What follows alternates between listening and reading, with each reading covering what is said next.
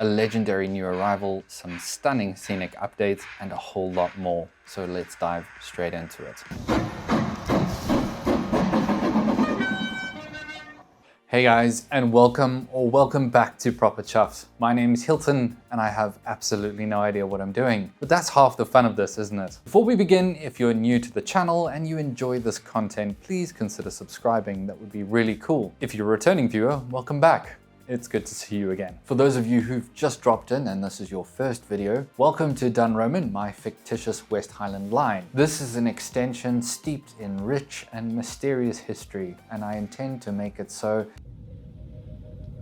as I build this model railway as a tribute to my love for the West Highlands and my passion for model railways. I took a very small break during the middle of this series just to sort of recollect myself and find myself again before I continued. There's also been a couple of small things that have been really annoying me. One of them is the tardiness of the entire railway room. So I took a week to kind of clean things up a little bit. I dusted off all my locomotives and cleaned up the shelf. And most importantly, I tidied the track, because that's been giving me a fair few problems recently. I think it's all the hairspray that I've kind of been spraying around. But I've not rested on my laurels. We've also done a little bit of scenery, particularly on the north side of Dunromin, as we kind of round things off a little bit now. Right, so what's been going on in Dunromin for the past week? Well, to be honest with you, I've been making a lot more trees, and it's really time consuming. So I have a great amount of appreciation for anyone who can put together trees. I know it's not an easy task, but for me, it certainly is a very, very time consuming task, especially if I want to do them right. Now, in the past week, since I first introduced my somewhat pine trees, I've been working to perfect them a little bit, and I think I've made some improvements. I'll grab one now just to show you. So here is one of my pine trees, and I think this is a marked improvement over the previous iteration, and I will admit it's still not quite where I want it. I'm not quite happy with it, but it's good enough that I'm happy to sort of display them. Obviously, what you can see is a lot of wire, especially if it's up against the light in the background. You'll see that the wire is quite exposed. This time around, I used quite a bit of static grass on the branches to give the pine needles a bit more of an effect. But it's still not like fluffy enough, if you know what I mean, and it's still too visible, that wire in the middle. So there are certain points of the layout where they can exist and look quite good, actually. But if it's up against some light, they don't look super fantastic. But I'm working on refining this process, and hopefully in the next couple of weeks, I'll be able to say, hey, I can make pine trees and this is how you do it. But if you want a bit of inspiration, check out Boulder Creek Railroad. They certainly know what they're doing when it comes to making trees. Anyways, I've made another 10 of these, and I've positioned them all over the layout. But before I did that, I needed to complete one of the points of the Boobary meander. So let's go take a look at that and see how it came to life. First up, I lay down a variety of rock scatters in different sizes to give the bottom of the rock face a bit of texture and depth. Once that's in place, I seal it all in with a mix of 30% water and 70% wood glue, letting it soak through and bind everything together. And I give that a good 24 hours to dry properly. Once that's set, I start adding bushes and a bit of scenery to the side of the cliffs. For this, I use a mix of Woodland Scenic's bush flock colors, mainly alpine green and summer green, just to get that wild highland brush effect running naturally along the side of the tracks. And while this is a start, there's certainly much more detail to be added a little bit later. But sometimes I find that making a small start like this kind of kickstarts my imagination and makes me think about it a little bit more. So we'll definitely return to this at a later date. Additionally, I can't have the cliffside looking too bare. The rock faces on their own can feel a bit stark and flat if they don't have some life clinging to them, especially in a place as wild and damp as the Highlands. While I do plan to come back here later with more tufts and grasses to really blend it all in, for now I'm giving the cliffs a good peppering of greenery. I dab small areas with glue, then press in the same mix of flock bushes, mostly alpine and summer greens, just to break up the monotony of the rock. It's amazing how even a few patches of brush creeping down the cliff can add a sense of age and wilderness, making the whole scene feel more natural and less like a model.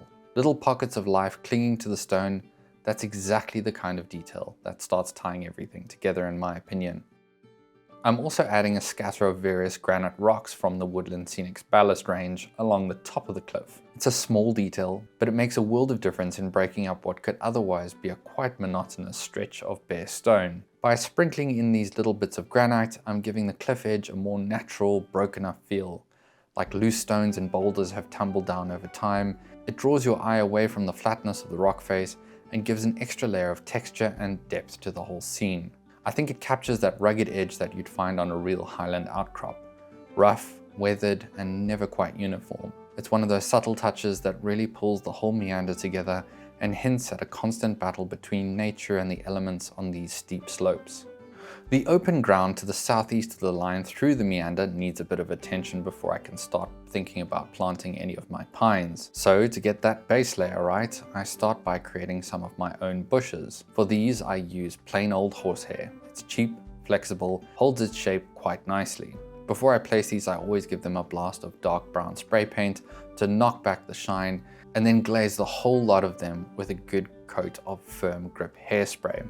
While it's still quite tacky, I sprinkle on a fine scatter of flock in a mix of green shades. This creates a broad palette of color that sits quite naturally against the surrounding grass and heather, giving a gentle, believable blend between the textures. To add a bit more variation, I tuck in a few tufts of Woodland Scenic's flock bushes here and there, just enough to break things up and stop it from looking too uniform.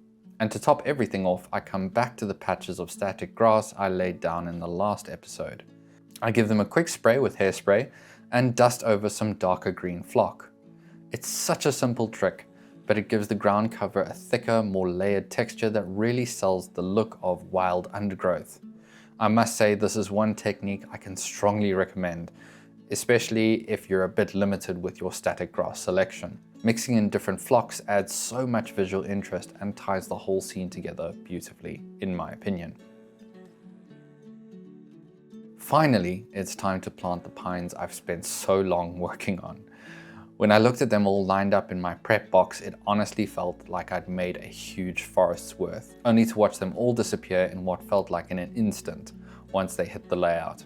I swear I made more than this. But that's just the way it goes with a scene that calls for a dense forest. It can swallow trees faster than you think. Placing the pines is always rewarding, but at the same time, it can feel like a bit of an afterthought if you're not careful. I knew the general look I wanted, that natural cover you see hugging the slopes and the highlands, but I still found myself adjusting positions over and over to get it just right. These pines have fairly thick trunks, and they can leave behind some nasty little gaping holes in the ground when you shift them around. The good news is those can be quietly hidden with a small bush or a bit of extra scatter if you do change your mind. After plenty of pondering and a fair bit of faffing about, I finally settled on the final locations that looked most believable. A nice mix of clustered growth and open gaps to keep it feeling natural. It's always worth taking that extra bit of time to get it just right. Right, so here is the completed section of the Boobury meander. Pines are in, and I think they really do create a nice effect here. As I mentioned previously, the intention was to make this whole section feel like it was being hugged by the forest, and I think we've kind of nailed that here. There are a couple of pine trees that are still needed on this section. I really want to make it quite dense. I've got about 30 more to make from my current sort of stock, and then I think I'll probably be buying a bit more to make more. Fortunately, very, very cheap to make.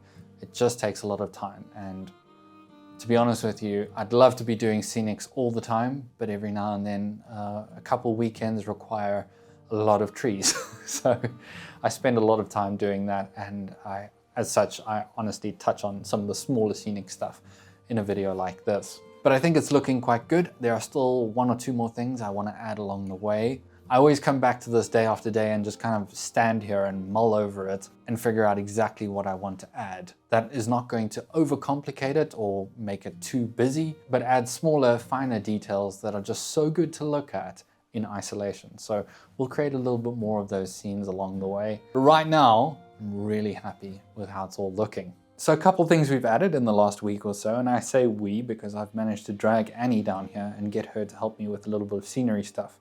It's obviously the most enjoyable stuff, and I think she had a pretty good time decorating it with lots of flowers. So yay, I got my fiance to get involved with model railways.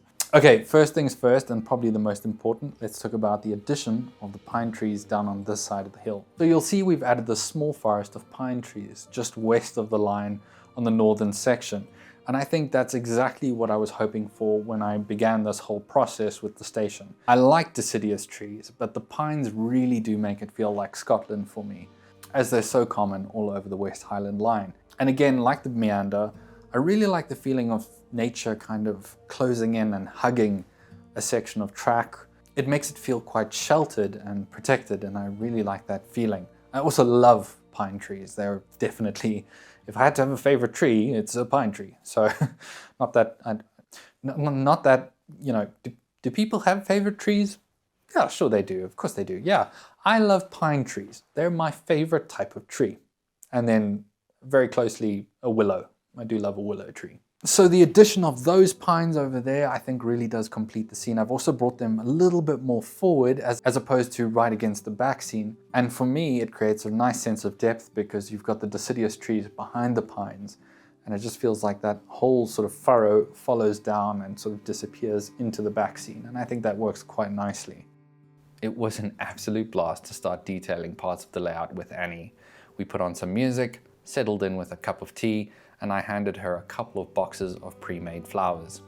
She went straight to work decorating along the upper line. Very thoughtfully, she placed the different flowers, mostly bright yellow, to match the little bursts of color you'd see scattered around the Highlands in summer. These pre-made knock flowers are absolutely brilliant. They don't even need glue. You can just press them into the static grass and they grip fairly well on their own, which makes them quick and satisfying to work with. While Annie busied herself with the flowers, I took the chance to do a bit of practical maintenance. I ran a coach back and forth along the upper line to spot any places where trees were snagging on the moving stock. You'd be amazed how often that happens when trees lean just in a little bit too much. I gently trimmed back any branches that were catching, and rather than wasting the offcuts, I tucked them straight back into the surrounding scenery. It's a small thing, but it keeps everything looking natural while making sure the trains run smoothly. Honestly, it was one of those really rewarding afternoons on the layout, a good mix of progress, detail, and just enjoying the process together. The final bit of detailing this week was tackling the northern hillside where I had a handful more pines to get in place. These are the pre-made types, the kind you can find pretty much anywhere, but they always benefit from a bit of extra love. A quick blast with some firm hold hairspray and a dusting of Scenic flock can really transform them, giving them a softer, more natural look that really blends in quite nicely. To reach this spot on the hill, I had to grab my trusty footstool and lean rather precariously over the Booberry meander, making sure not to disrupt or damage any of the pines I'd already installed. Hindsight is a beautiful thing. Probably not my most graceful modeling moment, but sometimes you've got to take a risk for good placement. Once they were in, it really helped complete the scene and added that extra bit of depth I've been after. As before, I stuck to the tried and true method of using taller trees lower down on the hillside and smaller ones higher up. It's such a simple way to create a sense of perspective and makes the slope feel bigger and more believable than it actually is. And with those last few pines in place, the northern hillside finally feels like it's starting to tie the whole scene in together quite nicely.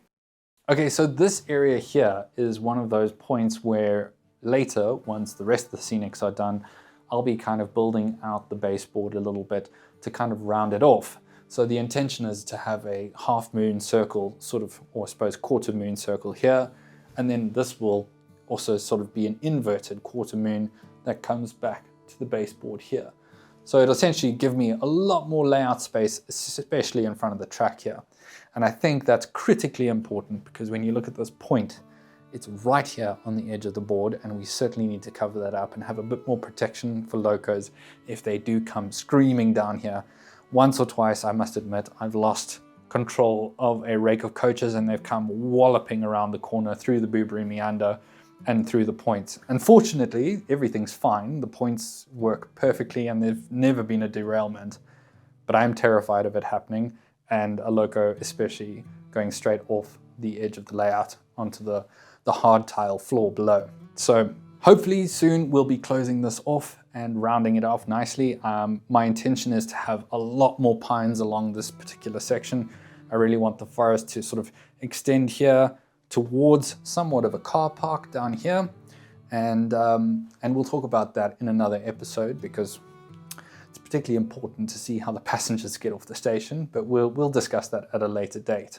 I've received a very special care package in the past week. While I've been working on all my pine trees, I got a notification from DHL that a package was on the way, and I was super excited to see that it came from one of my Westies, Bill. Now, Bill and I have become fast friends. We chat almost daily about our passion for Scotland and railways, and he's become something of a postmaster for me. So I've managed to send 2 locomotive models to him to be bundled up and then shipped off to me. But Bill has assured me that there are a couple surprises in this package, and oh boy, I can't wait to share them with you. Okay, so there were a couple of things that I really needed for Dunromin. And of course I needed to add 1 or 2 37s to the collection because, you know me, I have a bit of a problem with 37s. So we've got 2 37s in here, but the rest, I'll show you, is a bit of a surprise. So let's take a look at them one by one. Okay, so one of the first things in this package that I saw that I definitely did not expect was this very beautiful model tree from Primo Models. Now, this is one of those companies that I've always seen products of, but always been far too careful to pick up and ship all the way to South Africa because I was pretty sure they'd get smashed on the way. But Bill has managed to pack this box very, very well. And we have this beautiful birch tree.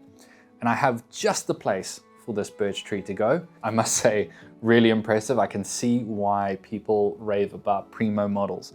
I'm really, really impressed with this. It's an absolutely stunning little bit of tree making and something I can only aspire to, if I'm honest with you. If you'll see my pines, they're not all that. So that's one. Fantastic. But we didn't just get one birch tree, we also got a second, smaller birch tree. This one's about 14 to 16 centimeters. And it's going to look really nice complementing the larger one. Okay, so here's something that I picked up. This was a 3D print that I picked up on eBay. This is one of those classic sort of Scottish towers, sort of castle towers. They're dotted all over the Highlands and are a fairly common sight. My intention is to paint this up and have it really as somewhat of a centerpiece on top of the northern mountain. In fact, in previous videos, if you've noted, there's a little gravel spot, and that was specifically sort of put in place just for this castle tower. So really looking forward to this. It's a really nice solid bit of 3D printing. The roof does come off, so if you want that sort of dilapidated look, you can do that. But I think I'm going to keep the roof on, or we'll see, I don't know. But I absolutely love this, and I really do think it's going to kind of tie that Scottish feeling together quite nicely. Right, what is next in the box? Okay, so here's another thing I picked up. Let me unwrap it quickly. Okay, so this is a piece that I've been waiting for to kind of complete the station. And this is Pico's line-side laser cut West Highland signal box. And the intention is, well, this is essentially the one that is at Rannoch Station.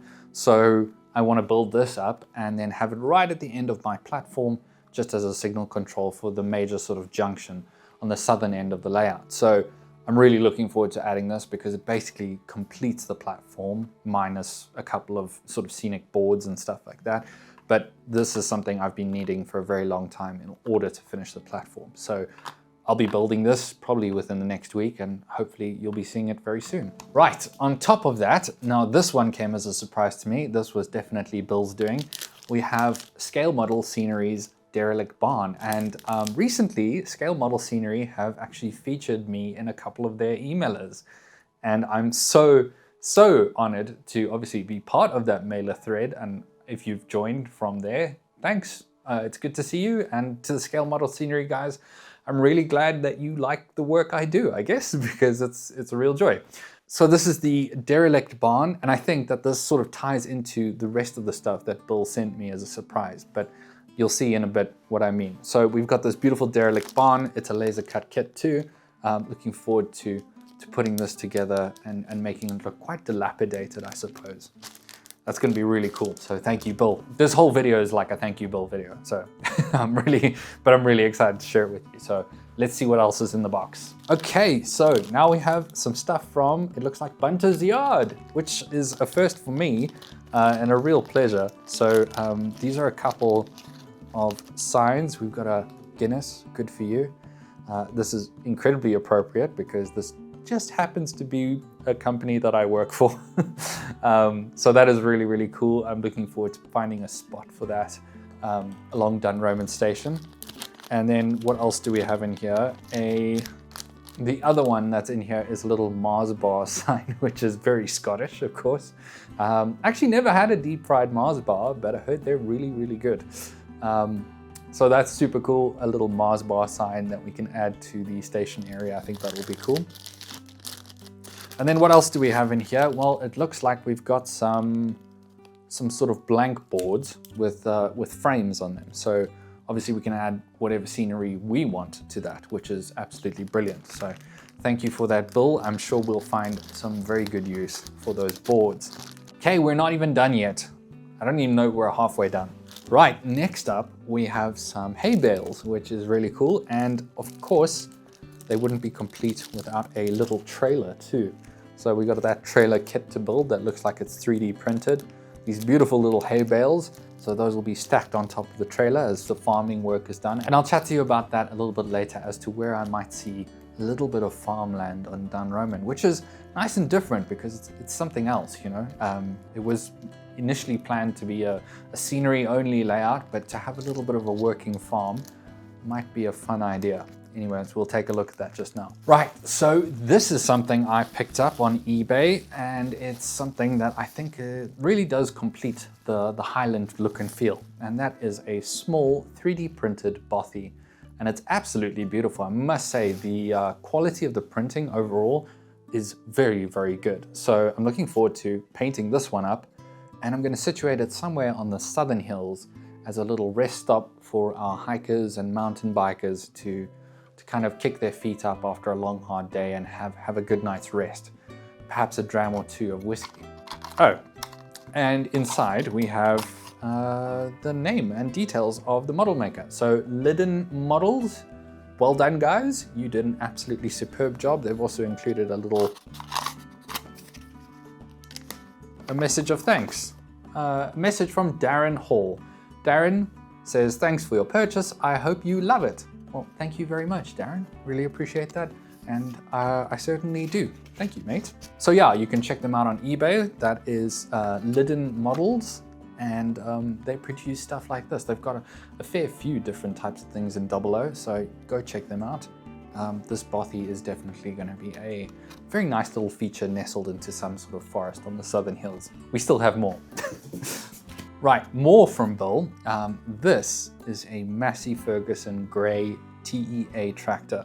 And Bill tells me that these were an incredibly common sight in Scotland at one point. So this really does fit into the agricultural theme that Bill seems to be pointing me in the direction towards, and who am I to ignore him when he sent me such lovely things. So looking forward to having this little Massey Ferguson tractor, and he's also included a little trailer to go with it. So the two will pair up nicely, and we'll have those working some farmland in the sort of lowlands of Dunromin. Okay, next up we have some very small additions to the layout, but probably some of the most fitting. I don't know if you can actually see this, so I'll give you another shot, but these are two tiny West Highland terriers, and I could not think of anything more appropriate as my first sort of living creatures on Dunromin than these two little buggers. Westies are obviously the emblem of the Eastfield TMD, so any trains coming up from Glasgow during the 70s, 80s and 90s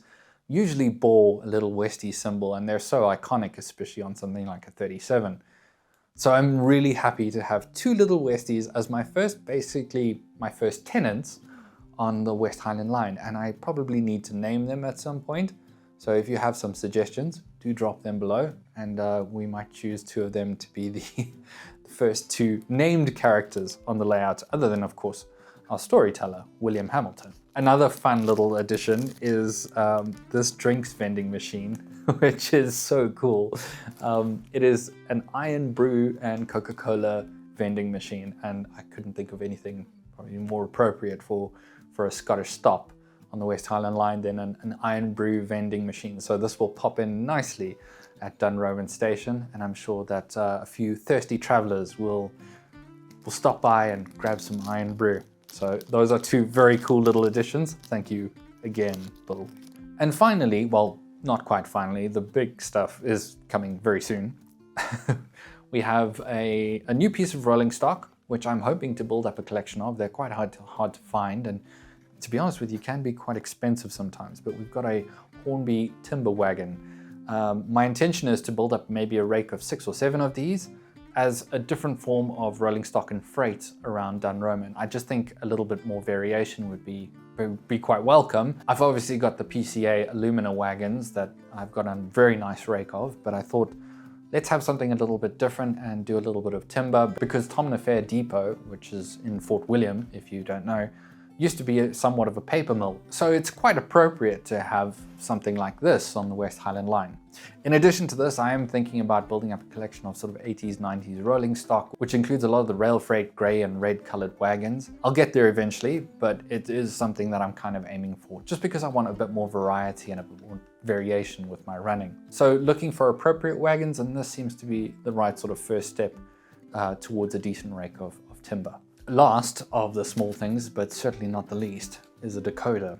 And you'll see why I need this decoder in just a moment. Right, so Hilton, you say, let's see the 37th because it's about bloody time. I've made a purchase of two. Two I've been looking for and hoping to add for quite some time. Right, so I just checked with Bill because sometimes Scottish pronunciation can be a bit odd, but this is Ben Krugen. This is actually the first green 37 I've picked up, can you believe it? And I'm sure there's 1 or 2 of you that are like, oh, finally, he's got a green one. Yes, I do. It's with these small yellow panels, and I really like this one because it's got the Eastfield emblem on it, as well as the full nameplate. I haven't run it in yet, but I certainly will get around to that within the next week or so and see how she performs. At some point, I realize I need to do like a 37 video. We'll probably get to that because we've got quite a few to get through. But today is not that day. Next up, another 37, and this is 37406, the Saltire Society.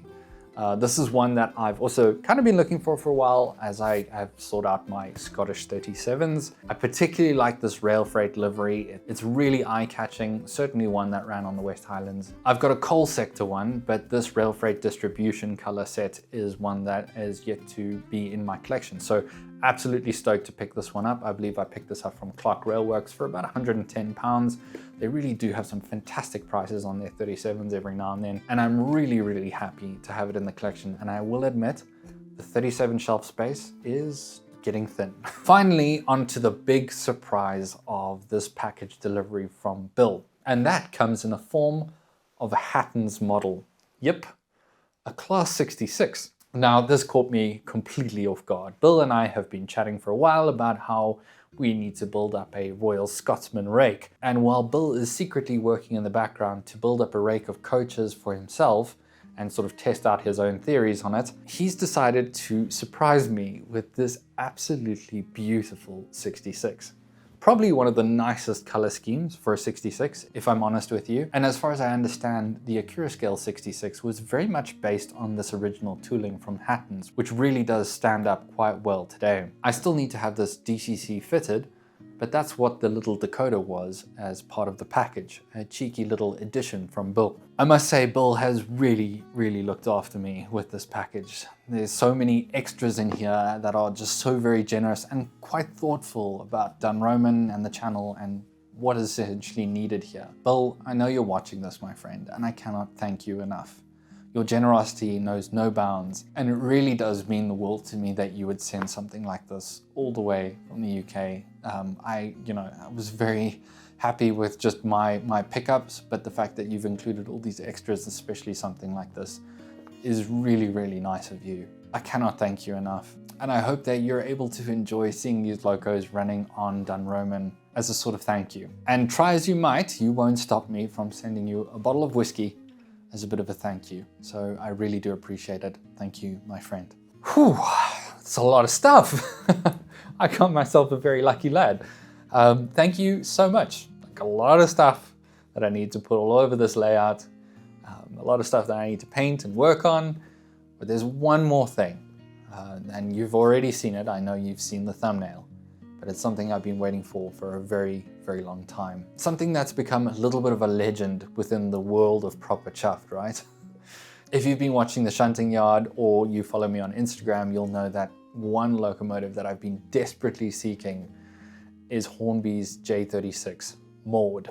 In her very striking black and gold North British colours, she's become something of a legend on the West Highland line. Now, Hornby did make this particular J36, and it only came fitted with TXS sound. And as part of this package, Bill did actually warn me about this because he knew I was looking, and when he found one, he picked it up and said, "Hey Hilt, I've managed to find you one." He actually did it during the stream on Scottrail when myself, Johnny, Jack, and Dan were talking about Maude specifically. I remember getting a message from him that said, "Hilt, I've found you a Maude." And he picked it up and he's very generously gifted it to me. And Annie, so it's also her loco because it's our wedding present from Bill, which I think is really so fitting. We're not married yet. The intention is that we are going to get married this year at some point, but it's a bit of an early wedding present, and here it is, Maude in all of her glory. And of course, we'll jump down to the track now and run her a little bit and take a closer look at her because she is absolutely magnificent. I think this is one of Hornby's best toolings. First time I've seen it in the flesh, but it really is an outstanding piece of kit. And I'm so happy it's sound fitted too. It really is one of those very special and unique locomotives, and I think she's going to look right at home on the West Highland line, standing shoulder to shoulder with the Highland Railway Jones Goods, the K1, the Black 5s, and of course, a couple 37s. So as a final thank you, this package with all the wonderful extras that you've included in it, Bill, thank you so much, my friend. Honestly, there are no words and I don't know how to pay you back other than send you bottles of whiskey. So expect some soon, they're incoming.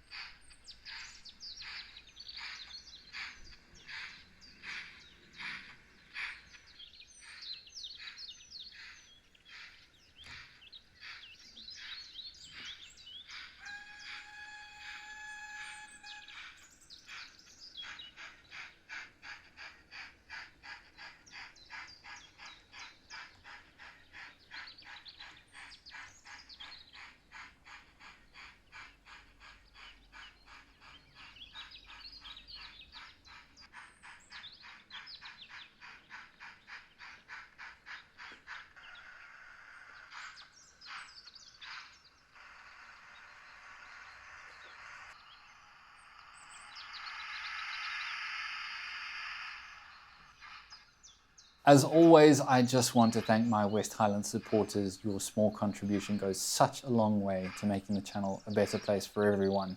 So thank you to Annie, Mystic Brick, Simon Thompson, Bill from 3B Rail, Jersey Bill, Tony from Choberton Junction, Joachim Bankston, Derek L, James from the Little Western Model Railway, Dan from Pedantic Mongrels Railway Channel, Tim, Clagfest, McDave, Chris from Valleys 5600, Sam from Emperor's Path, Rob from the Kiln Line, Johnny from the 62C Workbench, Phil from PN Trains, Steve Room, Chugwater Jack, and Zach from 71D Productions.